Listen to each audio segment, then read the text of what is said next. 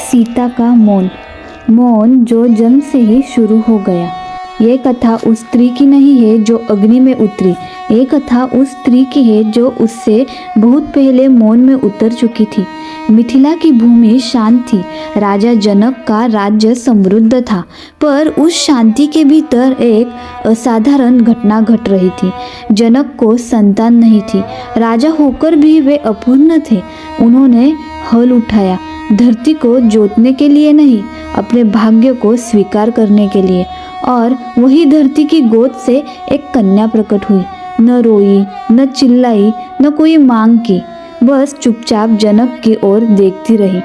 यही से सीता का मौन शुरू होता है। ये मौन कमजोरी नहीं था, ये मौन उस आत्मा का था जो जानती थी उसे जीवन में बहुत कुछ सहना है। जनक ने उसे गोद में लिया। उस क्षण जनक राजा नहीं रहे, वे पिता बन गए। सीता राजमहल में पली, पर वो राजकुमारी कभी नहीं बनी। वो मिट्टी से जुड़ी रही। धरती की पुत्री थी वो, और धरती बोलती कम है, सहन ज़्यादा करती है। सीता ने बचपन में ही देख लिया था राजधर्म क्या होता है। जनक न्यायप्रिय थे, पर न्याय भी कभी कभी करुणा से खाली हो जाता है। सीता ने प्रश्न नहीं किए, उन्होंने सीखा। यही उनका मौन था, सीखने का मौन। समय बीता, स्वयंवर का निर्णय हुआ।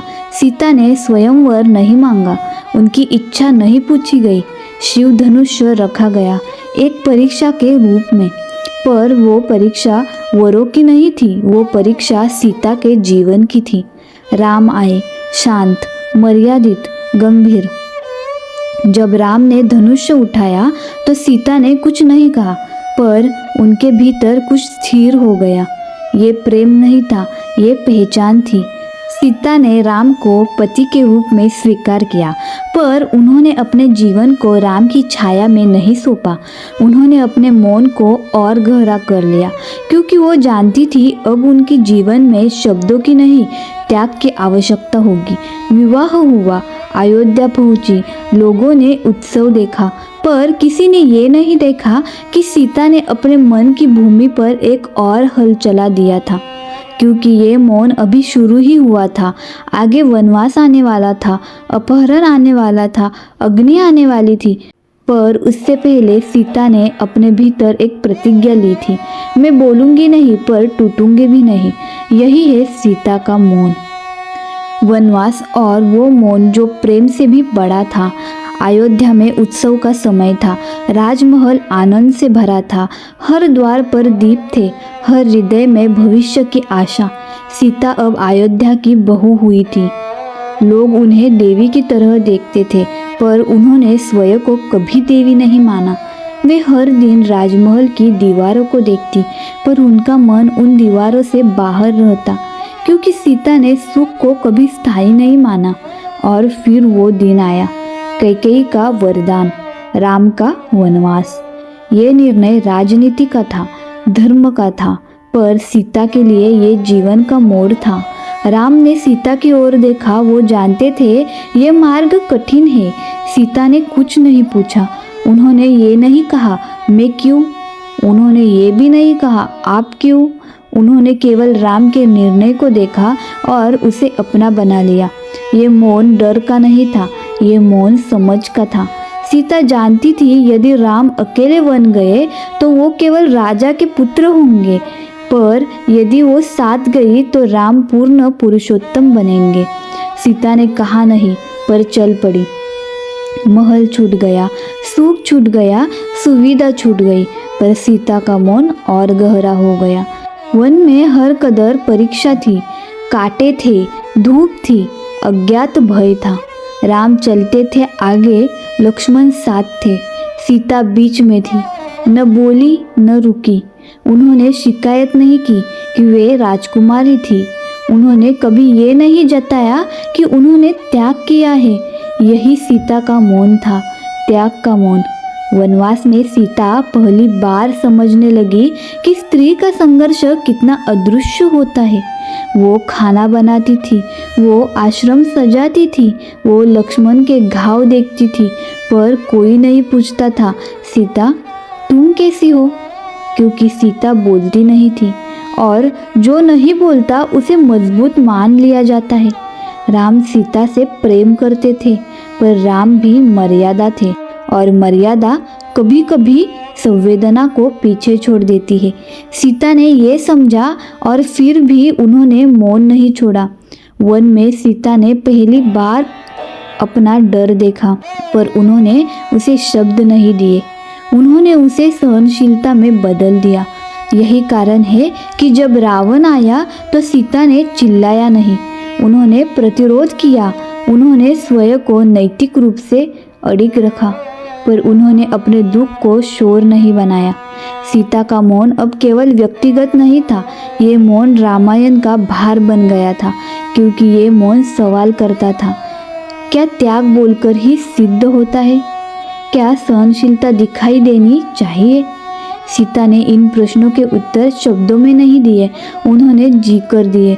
और यही कारण है कि आगे आने वाला हर दुख सीता के मौन को और गहरा करने वाला था, क्योंकि लंका अभी दूर थी, अग्नि अभी बाकी थी और मौन अभी अधूरा था। हरण और वह मौन जो अपमान से भी बड़ा था। वन अब परिचित हो चुका था, कांटों में भी रास्ता दिखने लगा था।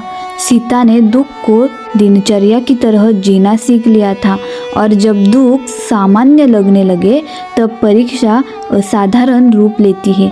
उस दिन आकाश शांत था, वन में एक विचित्र स्थिरता थी। सीता ने उसे महसूस किया, पर उन्होंने कुछ कहा नहीं। मौन कभी कभी चेतावनी देता है, पर वो चिल्लाता नहीं। स्वर्ण मृग आया, सुंदर, आकर्षक, असामान्य। सीता ने उसे देखा। ये लालसा नहीं थी, ये जिज्ञासा भी नहीं थी, ये बस क्षणिक विस्मय था। राम ने मृग को देखा, लक्ष्मण सतर्क हुए, पर सीता ने कुछ नहीं कहा। उन्होंने न आग्रह किया, न रोकने का प्रयास किया, क्योंकि सीता जानती थी निर्णय पुरुषों ने लेने हैं और परिणाम स्त्री को भोगने हैं। राम गए, लक्ष्मण भी गए और सीता कुटिया में अकेली रह गई। ये अकेलापन नया नहीं था, पर ये अलग था। ये मौन अब भय से जुड़ गया था। और तभी रावण आया। वो साधु के वेश में था, पर उसकी दृष्टि में लोभ था। सीता ने अतिथि धर्म निभाया, क्योंकि सीता का धर्म कभी परिस्थिति से नहीं बदलता। रावण ने अपना रूप प्रकट किया, उसने सीता को भय दिखाया, प्रलोभन दिया, अहंकार दिखाया। सीता बोली, पर बहुत कम। उन्होंने अपशब्द नहीं कहे, उन्होंने क्रोध नहीं दिखाया, उन्होंने केवल अपने चरित्र की मर्यादा रखी। और यही बात रावण को चुभ गई, क्योंकि अहंकारी व्यक्ति उस स्त्री से डरता है जो शांत रहती है। हरण हुआ, आकाश कांप उठा, पृथ्वी थरार गई। जटायु आए, लड़े, गिरे। सीता ने पहली बार चीखना चाहा, पर उनकी आवाज़ उनके भीतर ही रह गई, क्योंकि उन्हें पता था उनकी चीख उन्हें बचा नहीं पाएगी। लंका पहुंची, स्वर्ण की लंका, पर सीता के लिए वो कारागार थी, अशोक वाटिका। चारों ओर राक्षसिया, भय, अपमान। रावण आया बार बार। सीता ने हर बार उसे मौन से उत्तर दिया। उन्होंने कहा, मैं राम की हूँ, बस। ये मौन अहंकार के लिए सबसे बड़ा अपमान होता है। रावण ने सोचा था कि वो सीता को तोड़ देगा, पर सीता टूटी नहीं। उन्होंने भोजन कम किया, श्वास को साधा, मन को स्थिर रखा। ये तपस्या थी, पर किसी देवता के लिए नहीं। ये तपस्या अपने आत्मसम्मान के लिए थी। और फिर हनुमान आए। सीता ने पहली बार किसी से खुलकर बात की, पर रोई नहीं। उन्होंने संदेश दिया, राम से कहना, मैं जीवित हूँ और प्रतीक्षा कर रही हूँ। ये प्रतीक्षा कमजोरी नहीं थी, ये विश्वास था। सीता जानती थी राम आएंगे, पर वो ये नहीं जानती थी कि आने के बाद भी उनका मौन परीक्षा में डाला जाएगा, क्योंकि लंका अभी अंत नहीं थी, अग्नि अभी बाकी थी और मौन अब इतिहास बनने वाला था। युद्ध, उद्धार और वो मौन जो विजय से भी भारी था। लंका जल चुकी थी, पर सीता का हृदय अब भी शांत नहीं था। समुद्र पार किया जा चुका था, सेतु बन चुका था। राम लंका के द्वार पर खड़े थे। ये युद्ध केवल राज्य के लिए नहीं था, ये युद्ध मर्यादा और अलंकार के बीच था। सीता ये सब अशोक वाटिका में बैठी जानती थी। उन्होंने विजय की कामना नहीं की, उन्होंने बदले की इच्छा नहीं की, उन्होंने केवल अपने मौन को थामे रखा। युद्ध प्रारंभ हुआ, राक्षस गिरे, वानर लड़े, आकाश अस्त्रों से भर गया, पर सीता इन सब से दूर थी, क्योंकि स्त्री का युद्ध अक्सर दृश्य नहीं होता, वो भीतर लड़ा जाता है। रावण आया, उसका अहंकार अभी भी जीवित था। राम ने उसे अंतिम अवसर दिया, पर अहंकार कभी अवसर नहीं पहचानता। युद्ध हुआ और अंततः रावण गिरा। लंका में शोर था, विजय का घोष था, पर अशोक वाटिका में सीता शांत बैठी थी। उन्हें पता था ये अंत नहीं है, ये केवल एक चरण का अंत है। विभीषण आए, उन्होंने सीता को मुक्ति का संदेश दिया। सीता उठी, पर उनके चेहरे पर न हर्ष था न आंसू। ये मौन विजय के बाद का मौन था। वे राम के सम्मुख लाई गई। ये वो क्षण था जिसकी प्रतीक्षा पूरी सृष्टि कर रही थी। राम सामने थे, सीता सामने थी। दोनों ने एक दूसरे को देखा, पर जो देखा गया वो प्रेम नहीं था, वो मर्यादा थी। राम बोले, उनके शब्द तीर जैसे थे। उन्होंने सीता की शुद्धता पर सवाल नहीं किया, उन्होंने समाज की दृष्टि अपने शब्दों में रखी और सीता चुप रही। यही मौन इतिहास का सबसे भारी मौन था।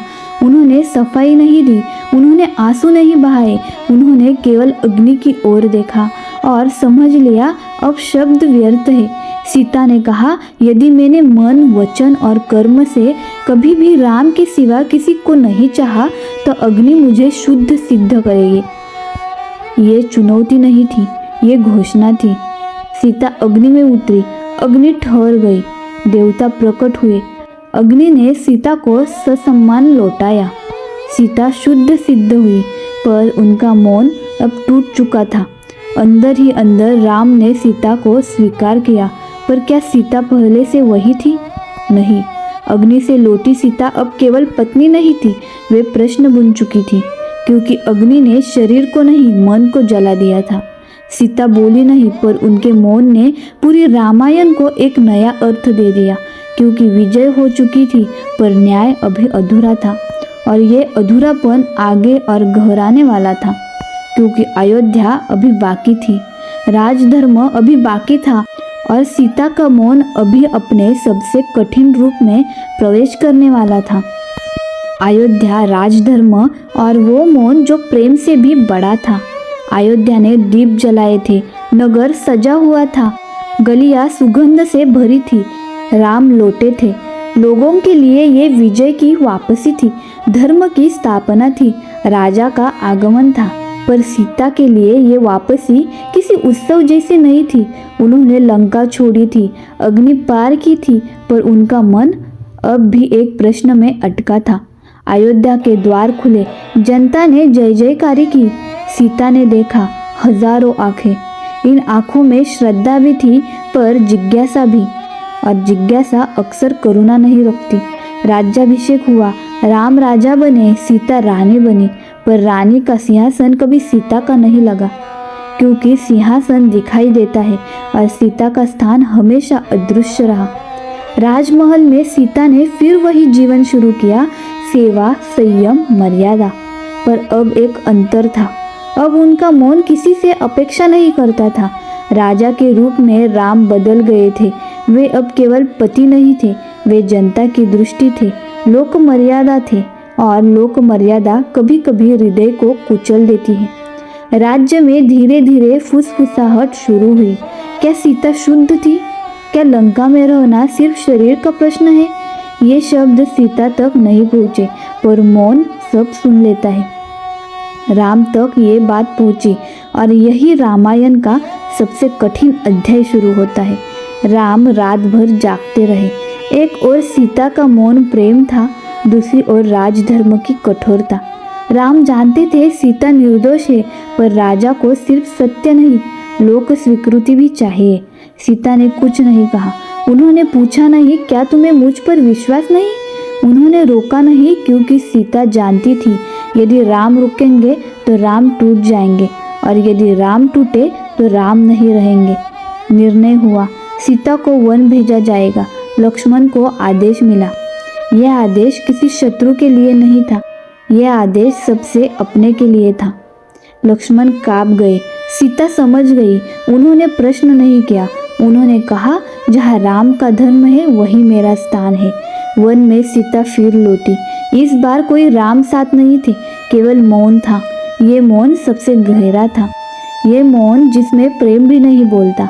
वन ने सीता को पहचाना, क्योंकि धरती की पुत्री धरती पर अकेले भी पूर्ण होती है। वाल्मीकि का आश्रम। सीता ने शरण ली। यही उन्होंने जाना कि वे अकेली नहीं है, वे माँ बनने वाली थी। यह समाचार किसी उत्सव जैसा नहीं था, ये एक और जिम्मेदारी थी। सीता ने अपने दुख को अपने गर्भ में समेट लिया और मौन अब पीढ़ी बन चुका, क्योंकि जो माँ मौन सहती है वो मौन संतानों में भी उतरता है। सीता ने वन में रहना स्वीकार किया। उन्होंने रोना नहीं चुना, उन्होंने जीना चुना, और यही सीता का सबसे बड़ा उत्तर था। मातृत्व, लव कुश और वो मौन जो पीढ़ियों में बह गया। वन अब सीता के लिए नया नहीं था, पर इस बार वन उनका आश्रय नहीं, उनका संसार बन गया था। वाल्मीकि का आश्रम शांत था, पर उस शांति में त्याग की गूंज थी। सीता ने वहाँ अपने जीवन का एक नया अध्याय शुरू किया। अब वे केवल राजा की पत्नी नहीं थी, वे केवल त्याग की मूर्ति नहीं थी, वे माँ बनने वाली थी।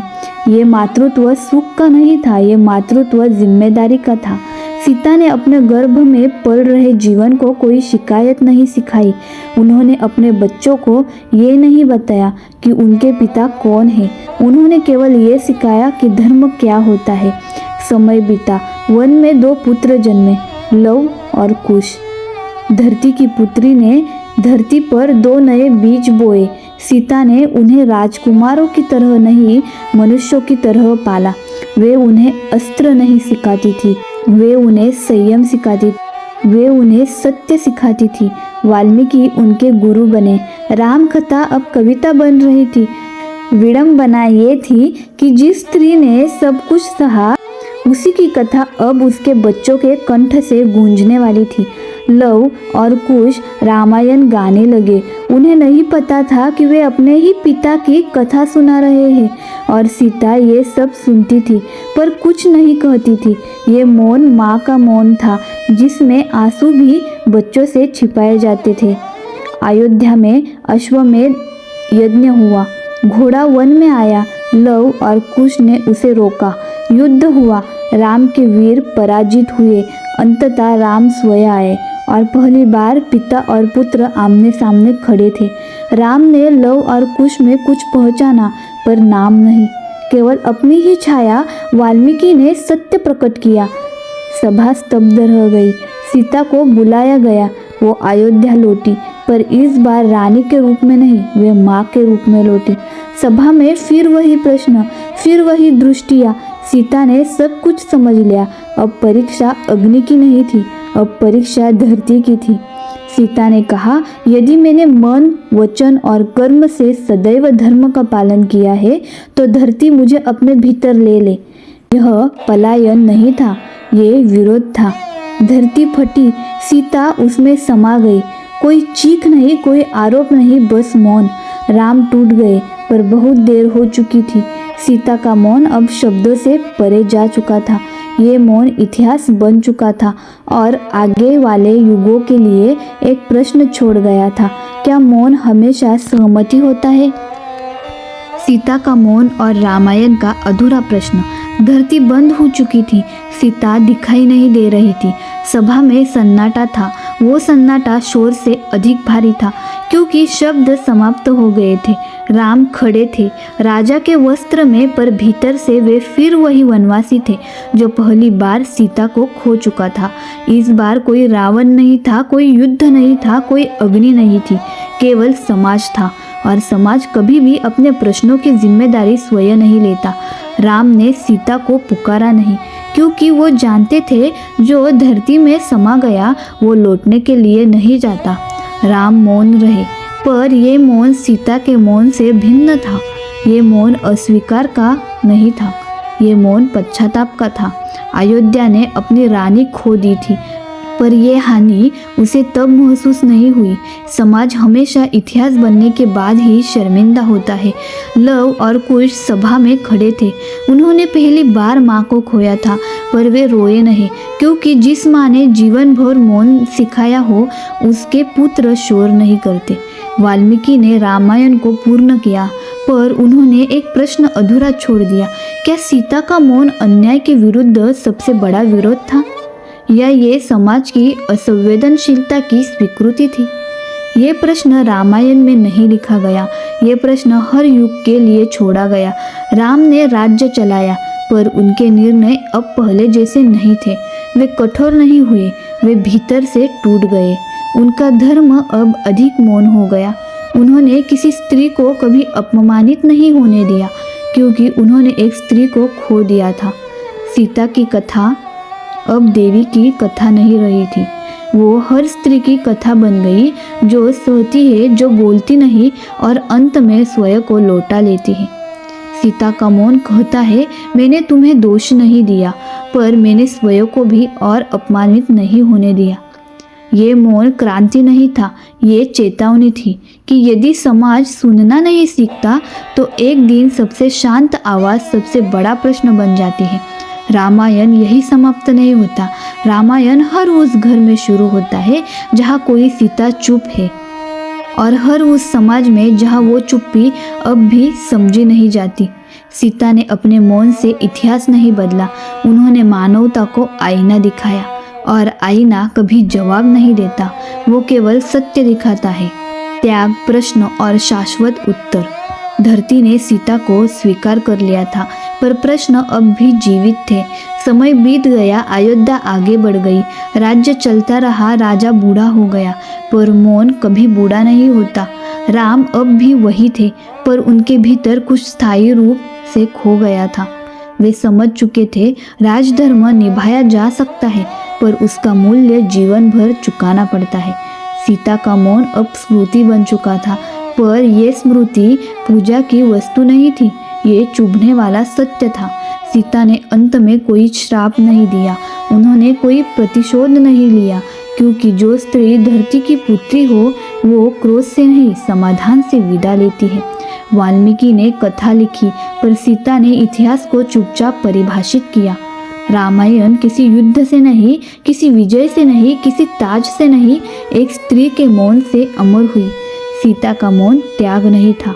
त्याग हमेशा मजबूरी से नहीं होता, कभी कभी त्याग स्वाभिमान की भाषा होता है।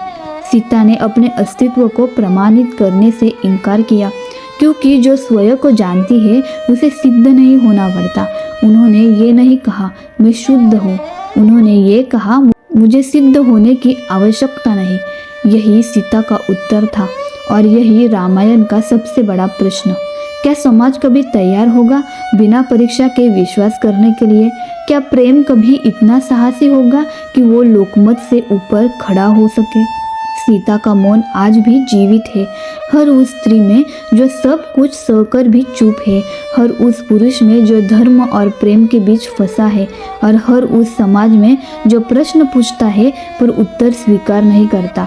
राम महान थे, सीता महान थी, पर ये कथा देवताओं की नहीं है, ये मनुष्यों की ही कथा है, कमजोरियों की, संघर्ष की और अधूरे निर्णयों की। सीता का मौन हमें ये नहीं सिखाता कि चुप रहो, ये सिखाता है कि हर प्रश्न का उत्तर शब्दों में नहीं होता, कुछ उत्तर मौन में ही सबसे स्पष्ट होते हैं। जब समाज सुनना नहीं चाहता तो मौन सबसे ऊंची आवाज़ बन जाता है। रामायण यही समाप्त नहीं होती, यह हर युग में फिर से शुरू होती है। जब भी किसी सीता से कहा जाता है खुद को साबित करो, और जब भी वो मुस्कुरा कर चुप रह जाती है, सीता का मौन हार नहीं था, ये मानव गरिमा की अंतिम घोषणा थी।